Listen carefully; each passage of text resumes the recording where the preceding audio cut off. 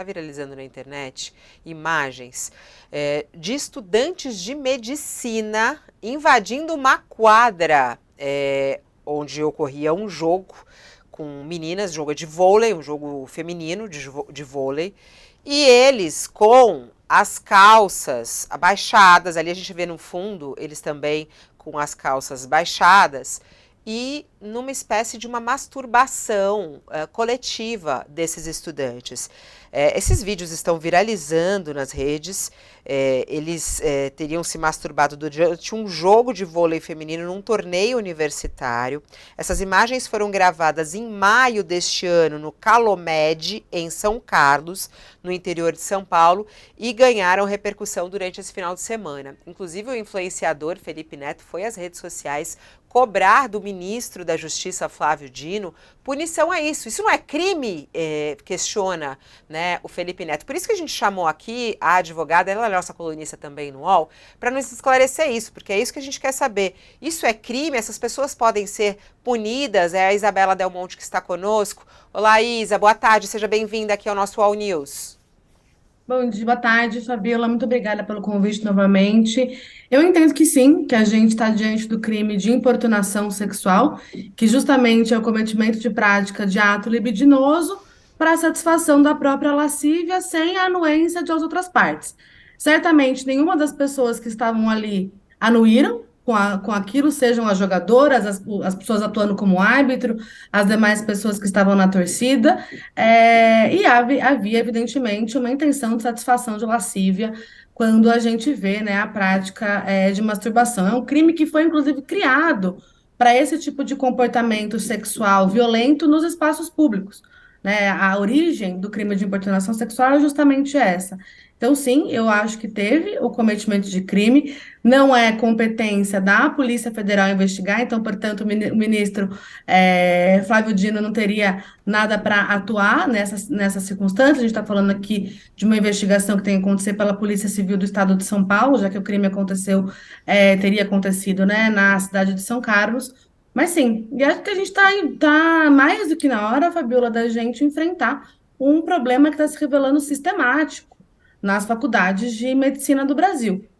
Não é a primeira vez que a gente vê estudantes de medicina envolvidos em práticas de crimes sexuais. E aí eu fico pensando, Isabela, por exemplo, nesse caso, pelo fato das imagens serem registradas, eles podem responder a esse crime dessa maneira ou teria que ter sido algo em flagrante? Porque poderia ter ali dado uma ordem a eles em flagrante, como já aconteceu, né, em alguns casos, dentro de ônibus, a gente já tratou disso aqui, inclusive, dentro de transporte público, quando acontece uma importunação como essa, o crime de importunação. Nesse caso, por exemplo, até para que isso não se repita, porque eu adoro conversar com você para que a gente também aprenda. Num episódio como esse, a gente está presenciando isso. O que podemos fazer para ser o flagrante?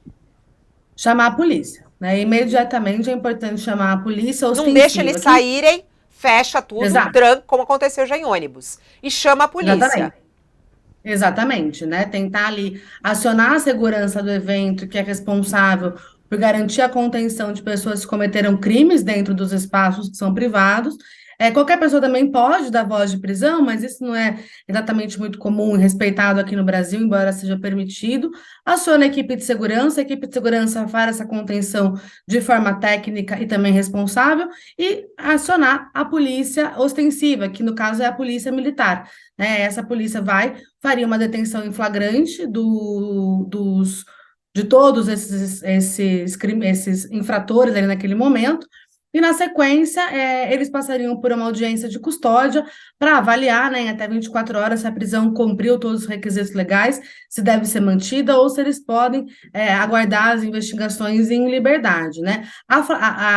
Não temos mais o flagrante, né? A flagrância ela se extinguiu porque não houve nenhum tipo de repreensão no momento em que aconteceu a má conduta. Inclusive, até me surpreendi ouvindo você falar que foi de maio, eu achava que isso tinha acontecido um pouco mais proximamente até do que em maio. E é claro, evidentemente, que a gente precisa de uma resposta institucional da universidade. né? O que que a universidade está dizendo para toda a comunidade ao não se manifestar, ao se manter ainda, né, em silêncio? É claro que para que haja qualquer tipo de responsabilização desses estudantes é necessário que haja uma investigação dentro da universidade e é preciso, evidentemente, alguma coordenação, né, para que isso acontecesse. Então, é preciso investigar o que estava por trás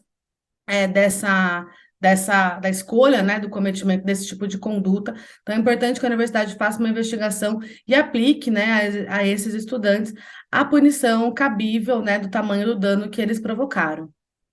E para você ver, né, começou a viralizar agora e por isso vira notícia, e por isso talvez se inicie esse processo de investigação. O crime de importunação, quantos anos de prisão, Isabela? Ah, é baixo, Fabiola, é até acho que no máximo 5 anos, se eu não me engano, assim, eu não tenho de memória não a pena do crime, mas acredito que é no máximo 5 anos de reclusão. Uma coisa que eu acho que é importante a gente refletir aqui, né, Fabiola, que é, por mais que eles possam ser condenados, a gente tem uma série de pessoas, especialmente mulheres, que foram atingidas por uma conduta violenta e que precisam de reparação institucional.